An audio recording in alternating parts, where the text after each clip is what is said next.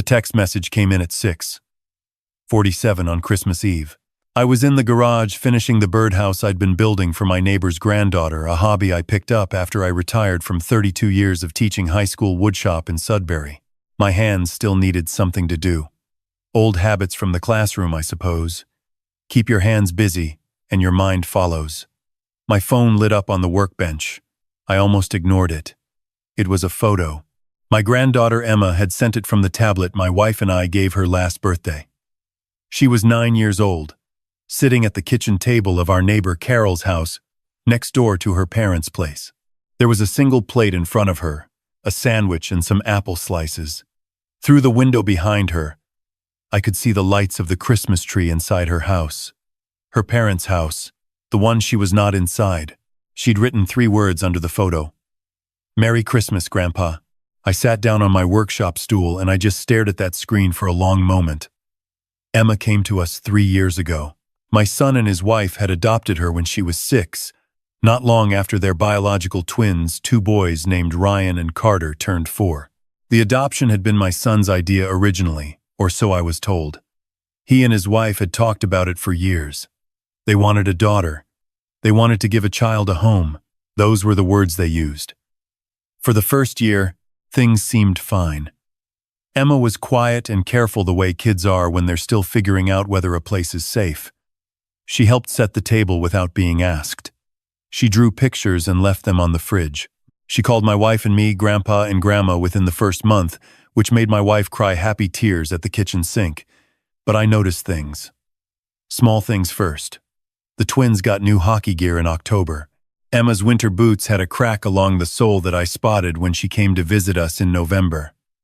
My son and his wife took the boys to a Leafs game in Toronto for Carter's birthday, a whole weekend trip. Emma stayed home with a babysitter. When I asked my son about it, he said Emma wasn't really into hockey. I said that wasn't the point. He said I didn't understand the logistics of traveling with 3 kids. I let it go. I told myself I was seeing shadows that weren't there. I told myself my son was a good man. Then Christmas Eve came, and I received that photograph. I called Emma right away. She picked up on the second ring. "Hey, sweetheart. Merry Christmas." I kept my voice steady. "Where are Mom and Dad?" There was a pause. In 32 years of teaching teenagers, I learned what a careful pause sounds like. It sounds like a child deciding how much of the truth is safe to tell. "They went to Aunt Patricia's," she said. "With the boys." Aunt Patricia was my son's sister-in-law. She hosted Christmas Eve every year at her place in Barrie, about 90 minutes south of Sudbury. A big house, a big family, a big dinner, the whole event. I'd been a few times myself over the years. "And you stayed at Carol's?" I said. "Carol's making hot chocolate," Emma said. "She has the good kind, with the little marshmallows. She said it the way you say something when you're trying very hard to make it sound fine." I know that voice. I spent 3 decades listening to students tell me they were fine when they weren't. "Emma," I said carefully, "did Dad and Mom tell you ahead of time that you weren't going with them tonight?" Another pause. Longer this time. "They said Carol wanted company," she said. "They said I was doing Carol a favor." I closed my eyes. "Okay, sweetheart. Can you put Carol on for a second?"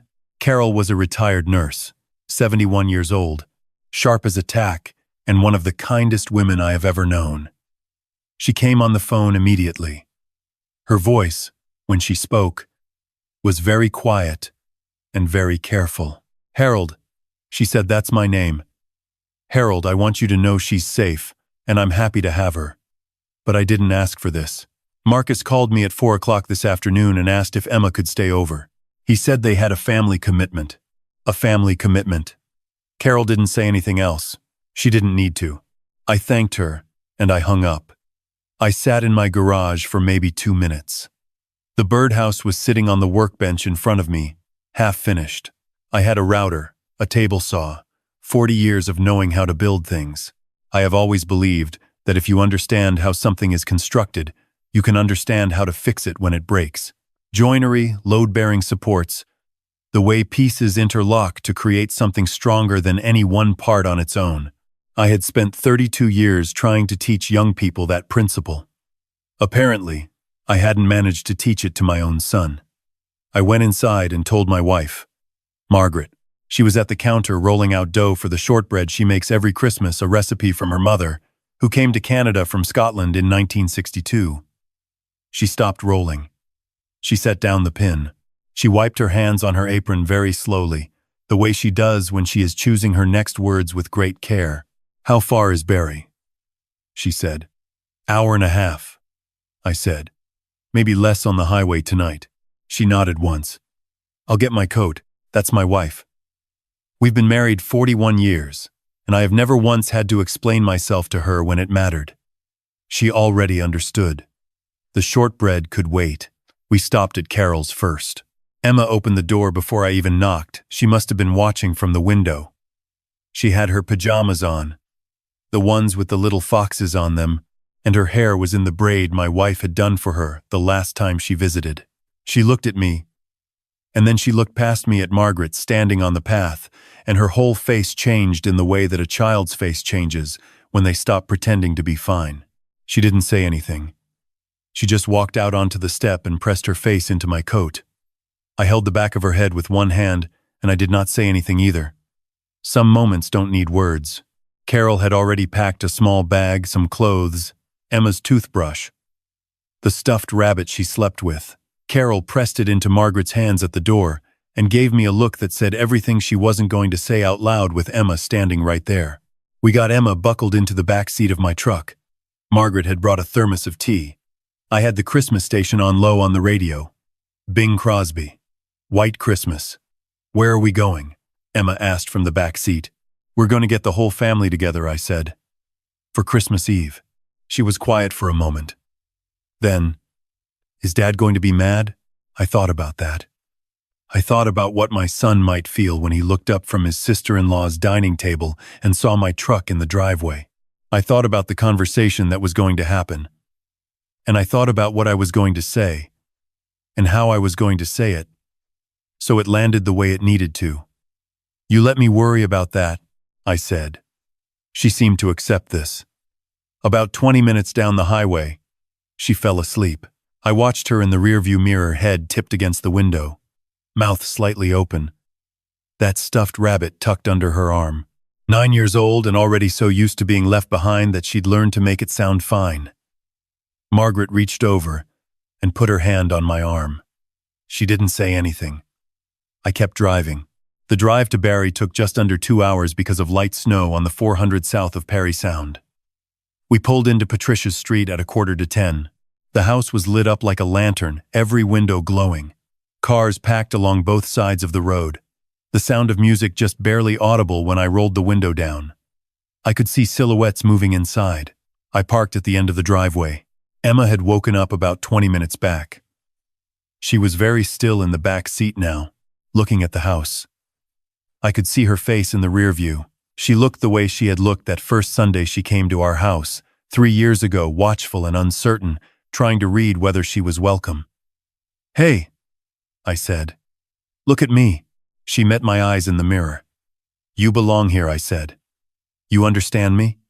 Wherever your family is on Christmas Eve, that's where you belong. Not at Carol's. Here, she nodded. Small and serious. Okay, she said. We went to the front door. I knocked twice and opened it. It was that kind of family gathering. The kind where the door's unlocked and no one really knocks. The front hall smelled like pine and roast beef and the particular warm closeness of a house packed with people.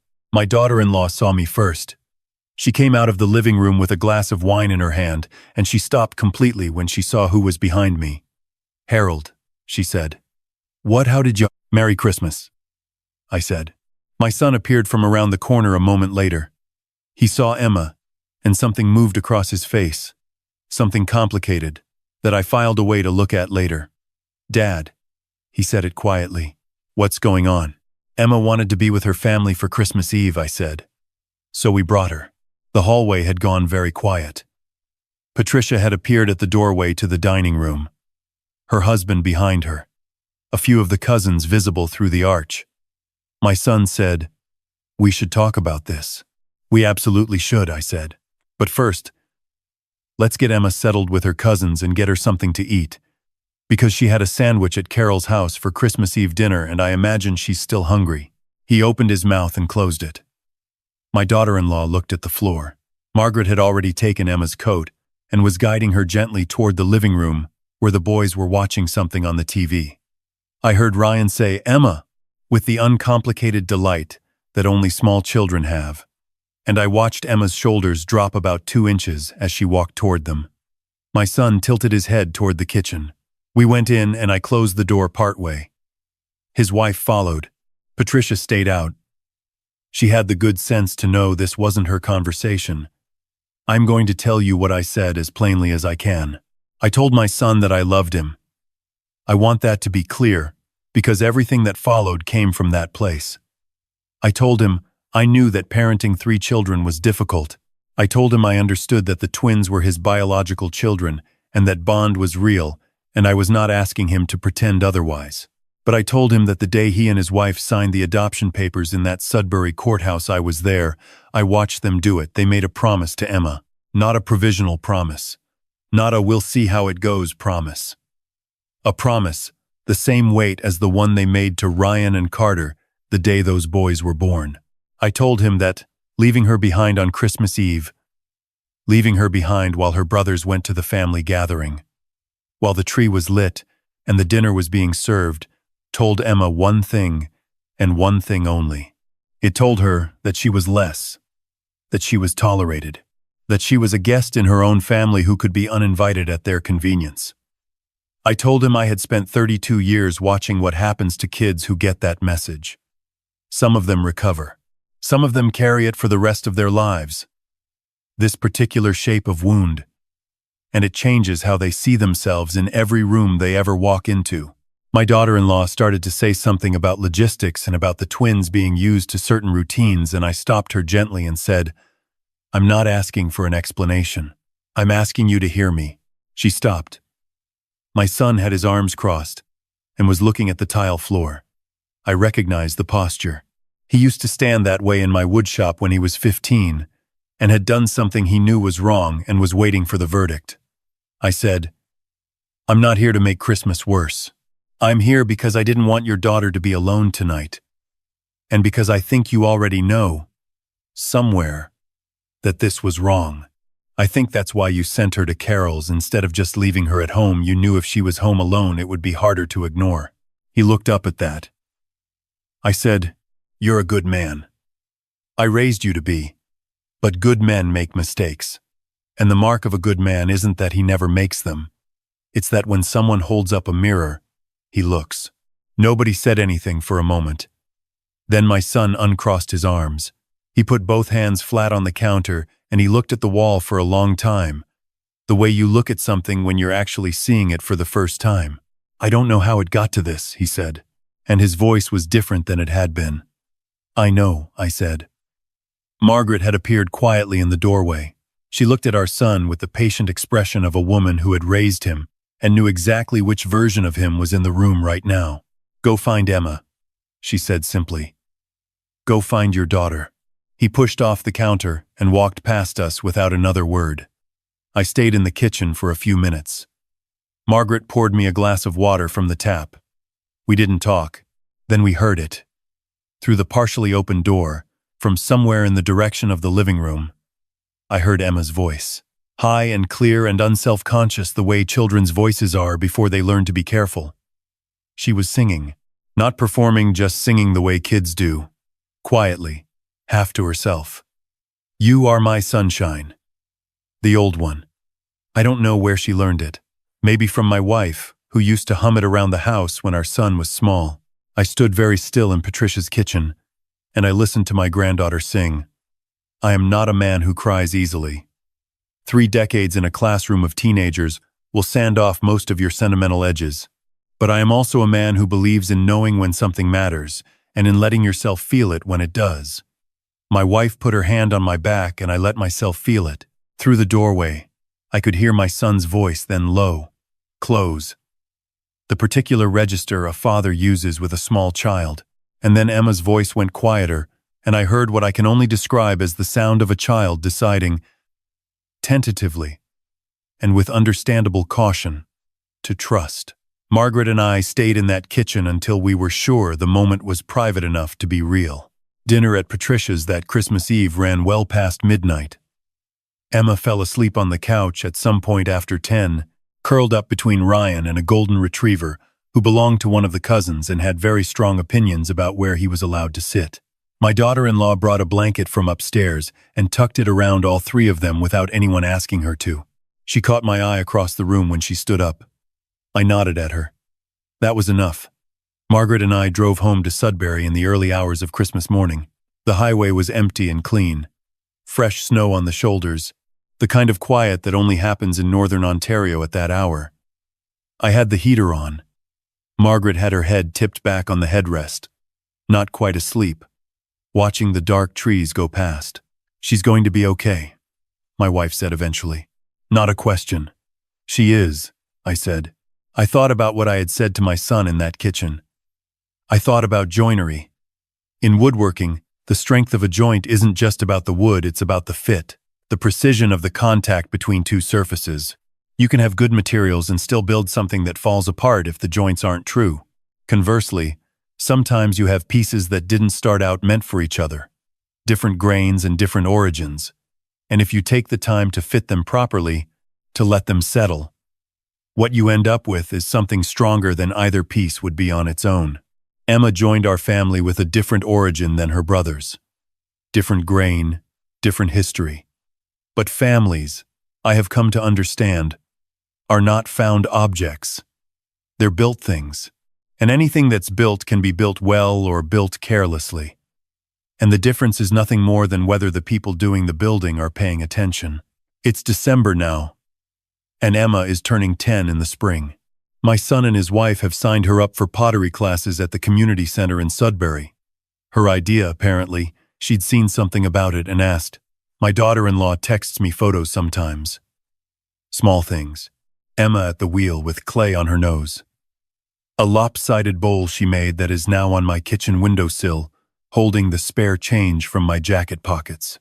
Last week she called me on the tablet, unprompted, just to show me a cardinal that had come to the bird feeder in their backyard.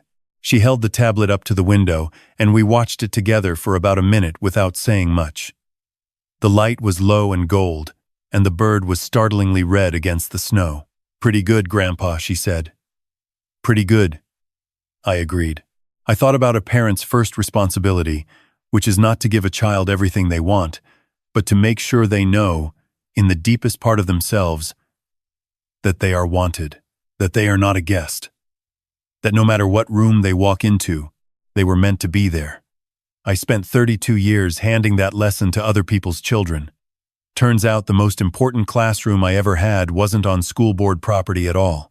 It was a 90-minute drive south on the 400, on Christmas Eve, with Bing Crosby on the radio and a 9-year-old asleep in the back seat with a stuffed rabbit under her arm, of going to find her family.